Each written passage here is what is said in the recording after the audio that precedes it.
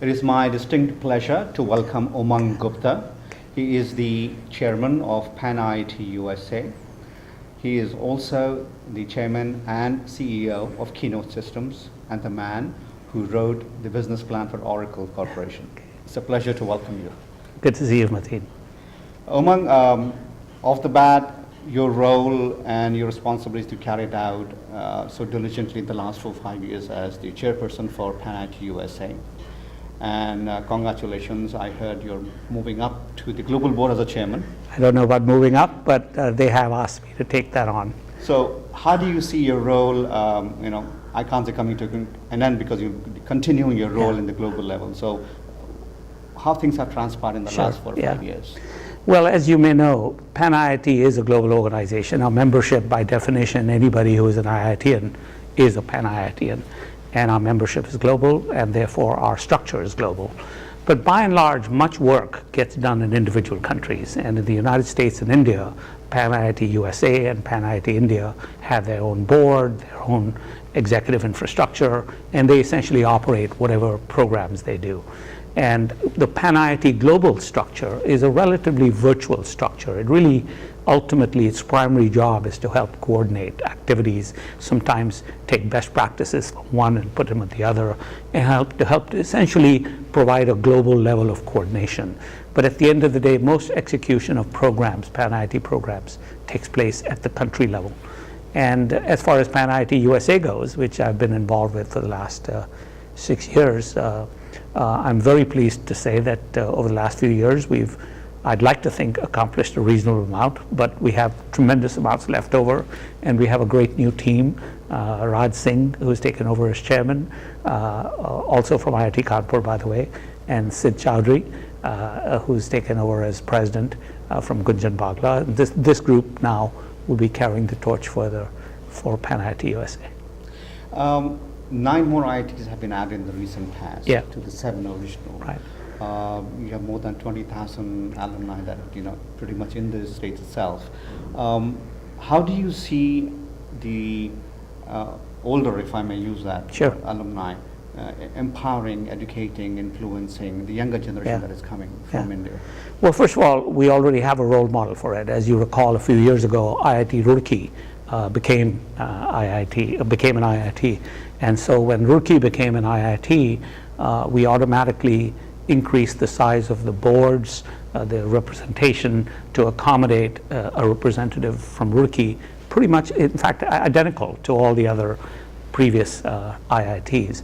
At this point, you will expect to see something similar with IIT BHU, and largely because both Roorkee and BHU have enough of a critical mass of alumni that it makes sense to be able to immediately amalgamate them and make them essentially equal to all other IITs as far as the structure goes.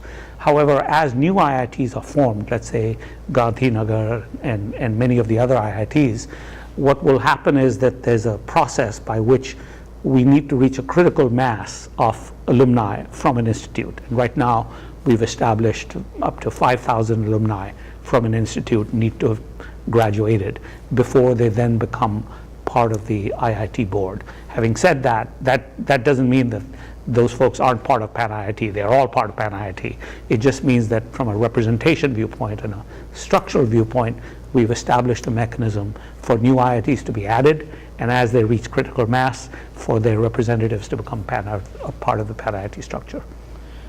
As your role to empower and inspire the up-and-coming professionals and entrepreneurs, I want to ask the next question, if you can put your entrepreneurial hat and look at the economic situation around the world, not just in the US.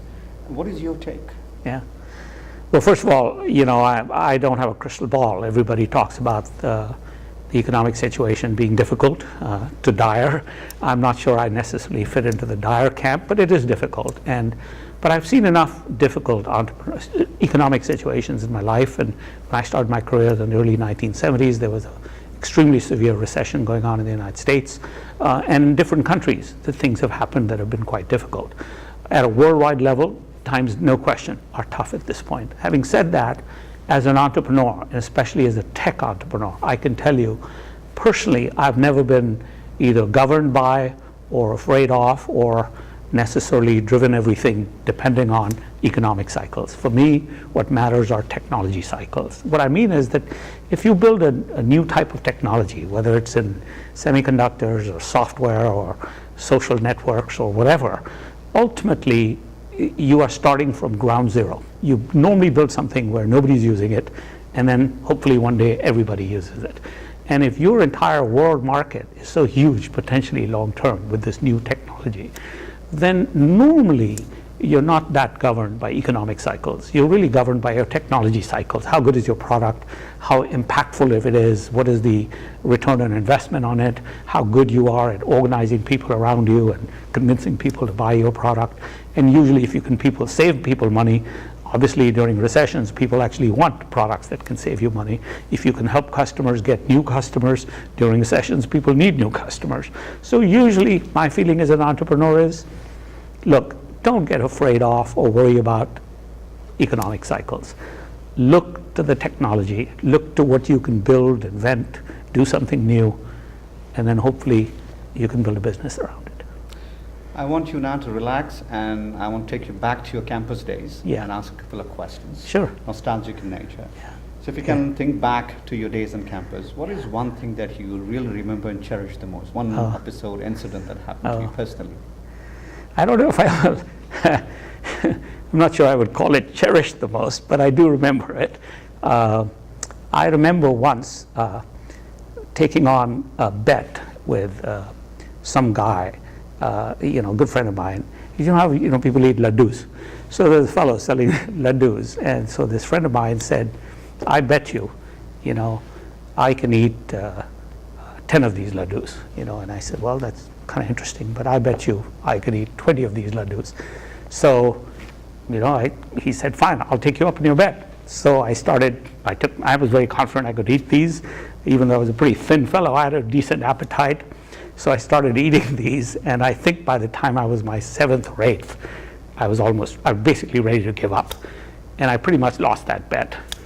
So at that point, normally you'd think, okay, he's learned his lesson, you should shut up, right? But not me. I said, I don't know, there's no way that anybody can eat anything. And my friend said, "Well, I'll eat 20 laddus." And I said, "Okay, double or nothing, bet with you, you should eat 20 laddus." And darn it, he ate 20 laddus. And basically I lost that bet twice. So I sort of always remember that, and have decided then on that when I bet, I usually bet after thinking, and usually I never double down after that if I've lost the first one. The last question is again about the campus life. Do you recall, something that an incident, episode that really inspired you, that made a difference in your professional career? Well, I think lots of things inspired me about I don't think any one thing, but ultimately I do feel like my courses helped. Even though I was at an IIT, Indian Institute of Technology, one of the things we had going for us is you were required to take humanities courses. So I took what was called HSS 101, 102, and essentially humanities courses pretty much for the first 3 years of that 5-year period. And they made a tremendous difference for me. I mean, I took literature, history, economics, things that I'd never really studied in that intense way when I was in high school, because everything was much more rote learning. But in college, I was able to absorb so much. And then my natural interest and my curiosity went outside of technology. So those things made a difference. And then when I combined that with the fact that I got involved with drama and theater, I was very involved as both an actor and a director, and in the student gymkhana and student politics. Those things really did affect me quite a bit. They affected me enough so that over time I decided I really did not want to practice as an engineer. I wanted to do an MBA. I wanted to be in business, essentially a leader of people, a business leader. And so that sort of did affect my career quite a bit. Teachers play an important role. Is there an anecdote you'd like to share? I think many different anecdotes. I'll tell you a good one. Dr. Anand Krishnan, who is a revered professor for many of us, and I still remember when he used to teach a course, TA 101, Technical Arts TA 101. And you were supposed to design a bicycle, as I recall. But anyway, everybody was having a pretty good time designing a bicycle, creating drawings, and I, for whatever reason, was just not able to do it. And I was, I was a decent student, but for whatever reason, the mechanical arts were not my forte. And he was very understanding. He really, really did help me, understood everything else. But at the end of the day, I just decided that, I don't think I'll make a good mechanical or even electrical engineer. I ended up with chemical engineering. But there's a good example of not necessarily learning the course, but learning from the teacher, just to try in different ways, and then realizing what is your strength and what is not. Umang, thank you so much. Of course. Thank you very much.